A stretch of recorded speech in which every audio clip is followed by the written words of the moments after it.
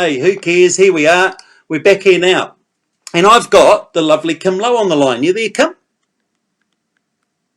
Kia ora, Jason. How are you doing? Oh, I'm good, thanks, Kim. Nice to have you here, hun. Thanks for taking the time to join me, eh? Hey, so for those of us that don't know you, just tell us a bit about you. Kim Lowe, tell us where you're based and just what you're up to at the moment. I'm in Christchurch and, in lockdown like everyone else. Can you hear me all right? Yep, all good. Thank you. Okay. Just at home, getting bored, going stir crazy. Probably like a lot of other people. And what do you do job-wise, Kim? So I'm an artist and a printmaker, and I teach at ARA. I'm a lecturer there in creativity and a few other things. Yep. Art and design. Yep. And you, where are you from? I'm originally from Invercargill. Yeah. And been in Christchurch for 25 years or so, since '97. Yeah, had 3 kids here. We live in New Brighton. Yeah, cool. And just hanging out by the beach. And you're while you bring up New Brighton, which I did want to mention anyway, you have a beautiful workspace there. Can you just tell us a little bit about that there? Yeah, we're currently locked out of that at the moment. It's the old New Brighton, the old Central New Brighton school. That was it's very close. It's right in the central of New Brighton, of course, but most of the locals from that school were from Bexley, and of course Bexley was hit really hard in the earthquake, and something like 3,000 houses were red zoned. So New Brighton School was closed, and it is currently occupied by a whole bunch of artists and weavers and community groups like Stitch 'em At,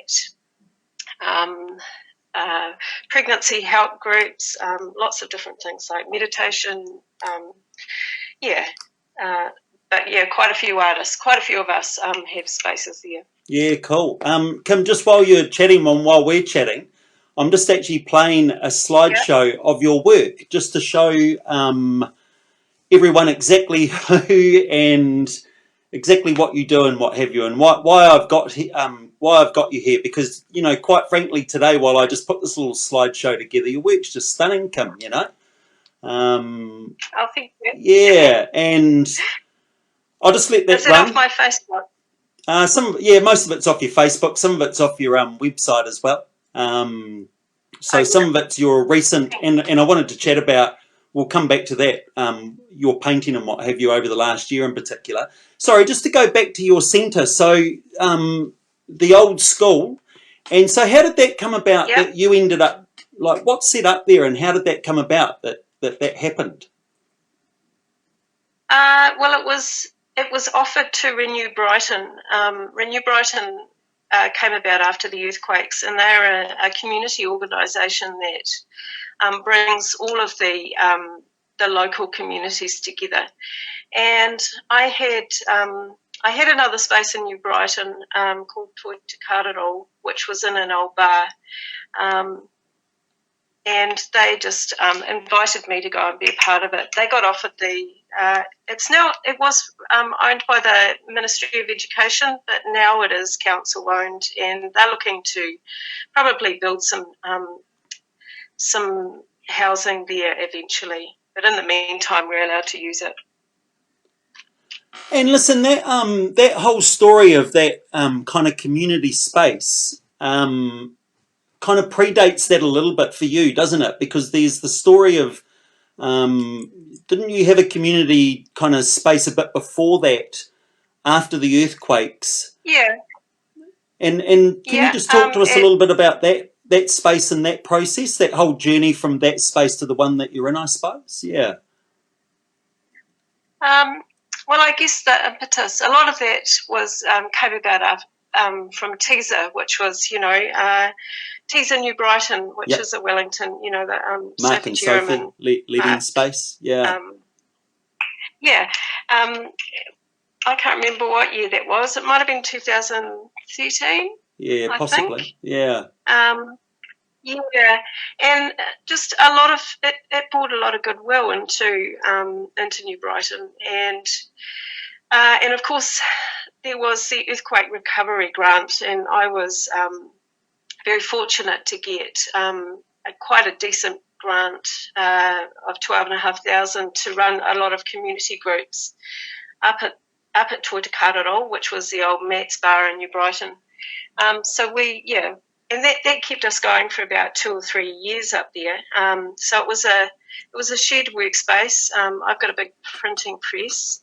Had Bridget Allen working up there, plus quite a few other artists too. But we run a lot of things like paint and drinks, a lot of social painting, life drawing classes, some printmaking, paint to sound. Just kind of if anybody had an idea, they could run it up there, and it was quite a good space. We had some bands and things as well. But and so that's how I got involved with Renew Brighton. And that kind of, I guess the reason I'm interested in this, Kim, apart from the fact that you work there and you're involved in setting it up and what have you, but a little bit of this is talking about, I guess, talking to the arts community and how things can look and work differently post. In that case, it was a natural disaster like it is. This is obviously a little bit different. I guess the gist of this conversation is yourself with your own community, but also the wider community around Christchurch, how the arts responded really to that kind of crisis happening around them. Yeah, this is a different situation. I think everyone in Christchurch is feeling a little bit frustrated because, we got so used to just going out and getting together and doing what needed to be done, but we're not allowed to this time around. Yeah. And the best thing we can do is just to stay out of the way and, and isolate. Yeah. So I guess there's a lot going online. Yeah. There's a lot of ideas on Facebook, and that's where it has been hitting. Hey, and listen, we chatted it as well a little bit during the week, and something that really struck me that you said is about, and I've read a little bit about this online in the last week in particular, but, from that kind of arts and creative space of finding a situation like this difficult to even be motivated about making art. Is there something you'd like to say around that, perhaps? Well, I'm actually sitting here with a paintbrush, but it's the first time I've done that since the lockdown. I just have not felt like it at all. I'm a teacher as well, so I have been really busy preparing for online tutoring, and that's sort of taken up a lot of my time. So I just haven't felt like doing anything creative at all until today. Interesting. So it's nice. Yeah, cool. Yeah. Good on you. Hey, and just while we talk about paintbrushes in your hand, so just about your art practice in itself, you're essentially a printmaker. Is that correct? I did a master's in printmaking sort of about 10 years or more ago, and then, last year I won the Olivia Spencer Bauer Award, which is a really, really great award to win. It's, you basically get paid to paint or sculpt for a year plus a studio. It's, such a fantastic opportunity. Yeah. So I've been exploring my Chinese ancestry, and been practicing Chinese brushwork and just really getting into that. Interesting. Loving playing brush. Gotcha.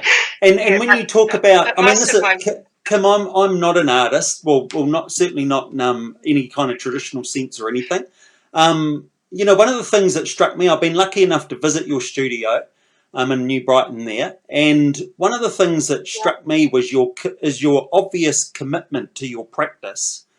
And for anybody that's out there that maybe isn't a practicing artist, and maybe even for any artists that are listening, you know, it strikes me that you seem to practice as much as, and sorry for the analogy, but, you know, as much as like or probably even more than somebody that might practice for a sport or something.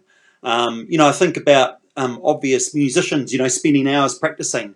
Is that, you know, your practice, that fascinated me? Can you just talk to me a bit about that? I mean, you know, I even pick up on you saying you're studying Chinese brushwork. What does that even mean?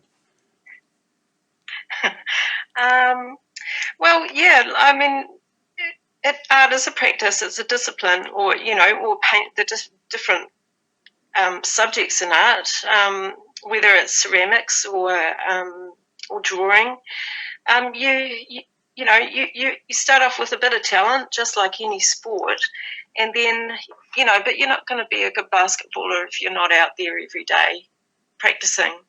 And you might be someone who can pull a good artwork off every now and again, but if you want to nail it, you do have to treat it like a job and break through those times when, you know, when you just can't think of anything to do, when it's just not coming, and you've got deadlines. That's the thing, you know. That's the thing that keeps us going, is that we have deadlines. Those of us that do work in the industry, so we're always working to deadlines, and that keeps our practice.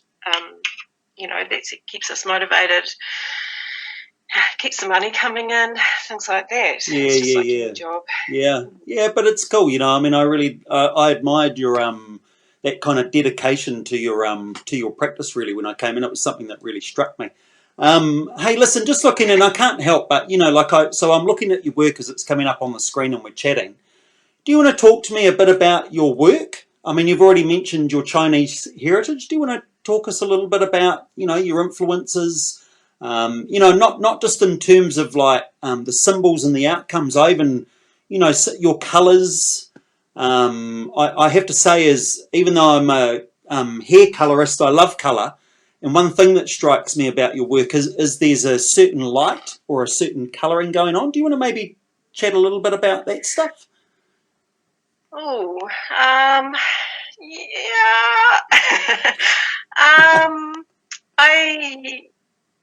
Colour, yeah, it's an interesting thing. I like subtle colours. I used to be quite a strong colourist, but then I dropped the colour and became quite monochrome.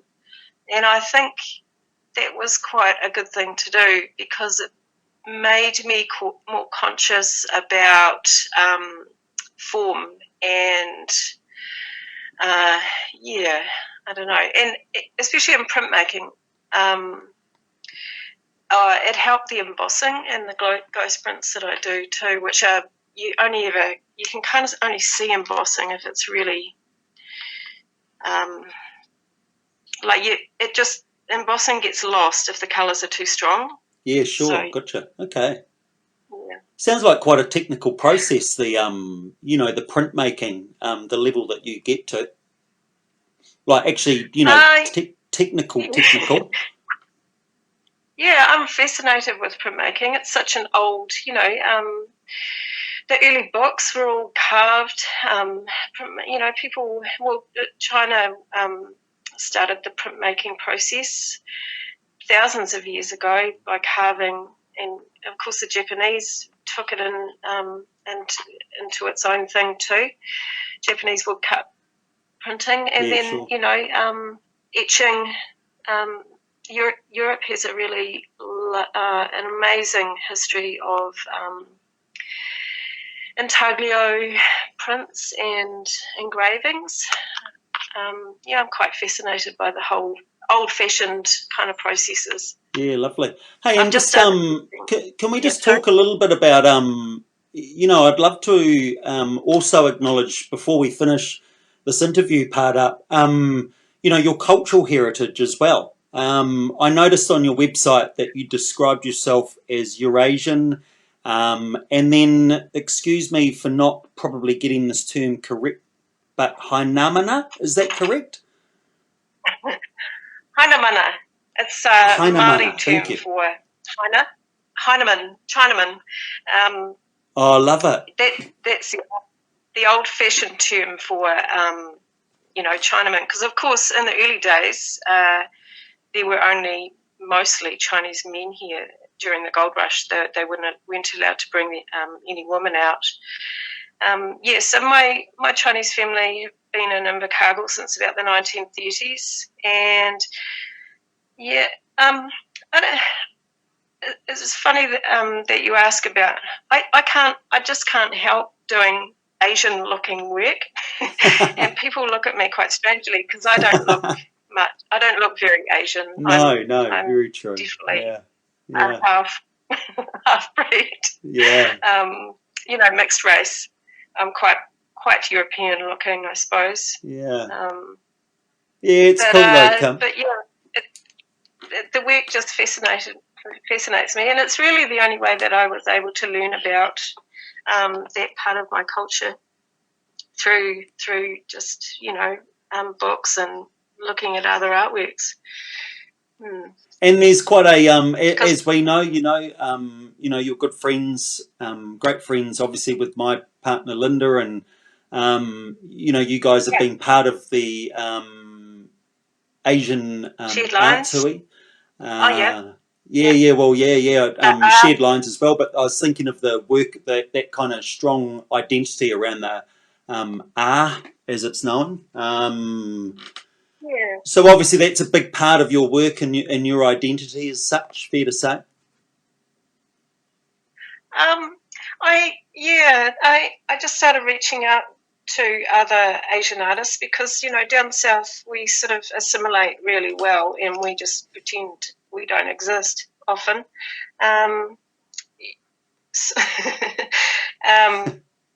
As Chinese or as Chinese, ethnic Chinese, apart from the food, it's very strong. Yeah. And I forgot what I was going to say. Hey, that's actually great on food. And just as the last thing, Kim, your father, of course, was a legendary Invercargill chef. And if you'd just like to maybe tell us, what was the name of the restaurant? I can do it. So Dad had a Chinese restaurant in Invercargill. It was called the Willow, and then he moved into a larger premises, which was called China City. And him and I have just put out a cookbook. Yes, go buy it, eh? Go buy it. And it has nearly 90 recipes of his favourites. So that it's a family cookbook because we all love his cooking and we don't have time to do it much. And he was worried that we would. We don't know the recipes until now, which is great. Hey, so where can someone get it if someone was interested? Oh, message me on Facebook. Nice, there you go. Kim Lowe, messenger. Yeah. Hey, Kim, I'm just going to, if you don't mind, here I am, I'm back, everybody. Hey, listen, if you don't mind just holding on for a sec, I just wouldn't mind if anybody's keen to have a chat to Kim.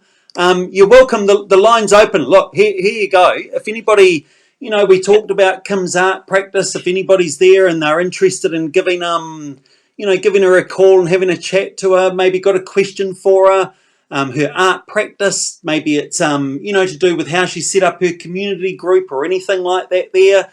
Maybe you got a political question for her. I haven't even asked you any politics, Kim. Probably do, yeah. What do you think of the political situation, let's say around the world? Let's not get too local. How do you feel like that's playing out, with this whole coronavirus? I don't know. It's going to be interesting. Yeah. I'm particularly interested in what's happening in the US. We'll see what happens there. Yeah. I just think our Prime Minister is just a wonderful leader. regardless. And I've heard people say that regardless of their politics, you know, Yep. they're not Labour supporters, but people Yep. are really, you know, appreciating her leadership. Yep. Yep. Right across the board. Yep. Yeah. I agree with that there. Absolutely. What are your observations of, you know, some of what is going down overseas? You note the United States. I mean, it's pretty obvious, really, isn't it? What's going on, I suppose. But what's your kind of take on that, do you think? I wouldn't want to say. You're allowed to say. I don't know. I don't know.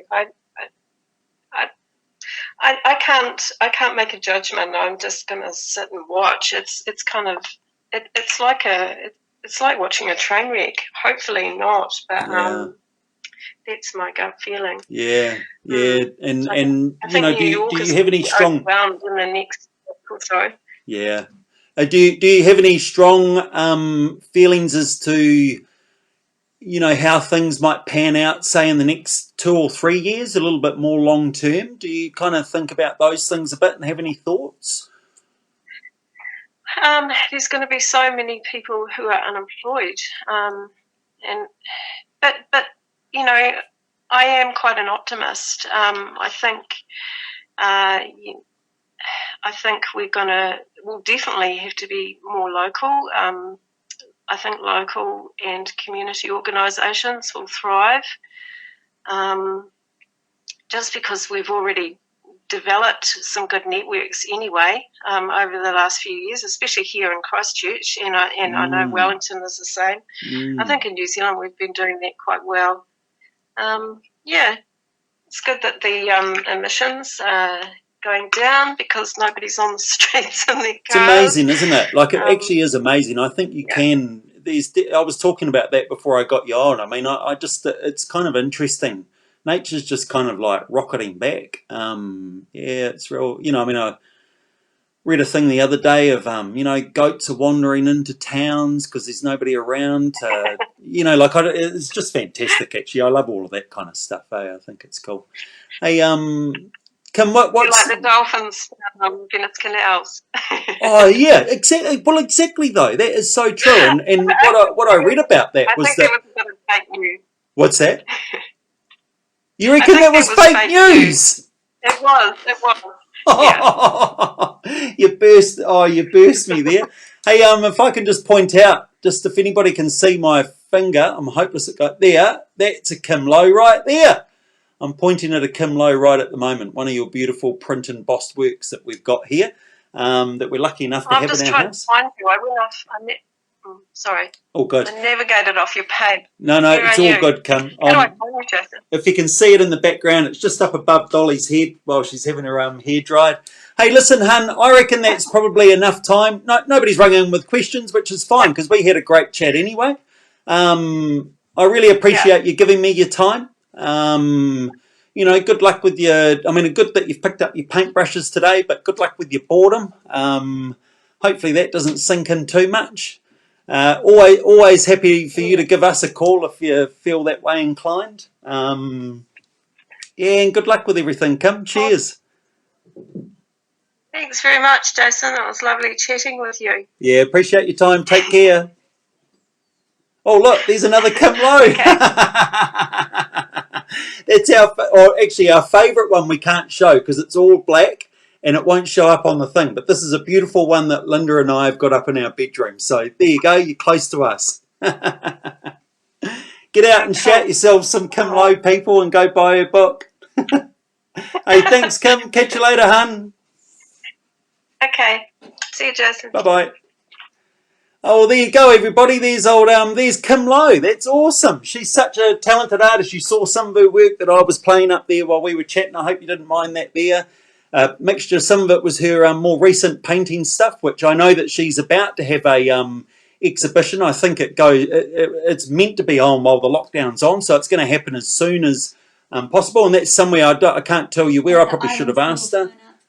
At the Ilam School of Fine Arts. Ilam School of Fine Arts Gallery. There you go, Kim Lowe, down in Otatahi in Christchurch there. Once the lockdown's done, I think she's going to be installing that show. But anyway, go to Kim's website, go check it out, kimlowe.co.nz, I think it is, or Google her anyway. Great lady, and I love what they've done in New Brighton there with their, I can't remember the name of it off the top, which is terrible, but the old school there that they've taken over. It's a great way of like how, I mean, we didn't even talk about this, but certainly Christchurch, my observation of Christchurch is post-disaster is that arts played an enormous part of helping build the community back up, of helping a bit of feel-good happening in the community. You know, at some stage, my partner Linda does a great arts project around that there, Shared Lines, and I'll, you know, chat to her online about that at some point. So, you know, this is kind of interesting stuff for artists looking at what does all this look like? What does this feel like? All of that there. Once all of this is finished, you know, there's interesting ways of reworking ourselves. There's interesting ways of new things coming together, how communities help one another out. And you know, like I have no doubt, a bit like I was chatting to my hairdresser friends earlier in the stream saying, hey, you know, we're probably going to have to be there for people's well-being a bit. Artists are always also going to have a huge part to role to play in that there, like they always do. How do they help build our resilient communities? So look, that's a great way to end today on. I've enjoyed it again. I hope everybody has. It's my second time. It's a new concept. If you notice, I've made a bit more of a commitment. Last week I had a funny little thing down the side. I'm terrible at this down here that said Ecamm Live. Well, I got rid of that. I committed to it. I paid a bill. So I'm going to commit to next Sunday. So each Sunday we'll look at turning up at 4 o'clock at the moment. I'll put up an event page. You won't miss me online and what have you. I'd like to get a culture of this conversation going on. I'd love more of you to call up whenever you like. I'm going to take this off now because it's probably gotten a bit late for anybody to give us a call. But, you know, let's communicate. And, you know, we all read stuff. We all chat to one another. But this is a great way. You know, I'd love to hear your voices. One of the things I really enjoyed about this last week, and I did again today, was just actually hearing people's voices. You know, and there's something familiar about the phone call. Interesting, I suppose, too, just as a last note, as a talkback medium. One of the other reasons I wanted to do this for Political Cutz was that talkback is defined in New Zealand by major corporate media companies. It probably tends to has a little bit more of a centre-right swing to it, shall we say, a bit more of a boomer feel. I feel it's really interesting that something like relic like Radio Sport just closed its doors, for example, which has kind of pretty much been a 24-hour station going. It's very much been mired in that kind of old school kind of thinking and ways, and I can only think that they could have saved themselves if they'd talked about sport and a different thing. And there's another subject that I'll bring to the table in the next couple of weeks is sport as well. Let's not forget about sport, you know. Although we all like to give it a bit of a hard time sometimes, particularly us guys in the arts and what have you, it actually plays a huge role in our communities. So happy to chat about that as well. But hey, I've really enjoyed today. Dolly's been really patient. Melanie, who was waiting for a hairdo that came in at the beginning of it, she's sick of waiting. She walked out, didn't get a haircut, went to the hairdresser next door because I was too busy yakking, as if that's never happened before. Everybody, thanks for joining. If you caught it at the end, this goes up on the page. You can watch it at any stage. I might even try and put something in there that like gives a bit of detail or so, I don't know, something like that. Keep an eye online. Thanks everybody for joining, taking the time and what have you. Share this out and probably see you again 4 o'clock next week, I suppose. Take care, everybody. Enjoy your lockdown week. Ciao.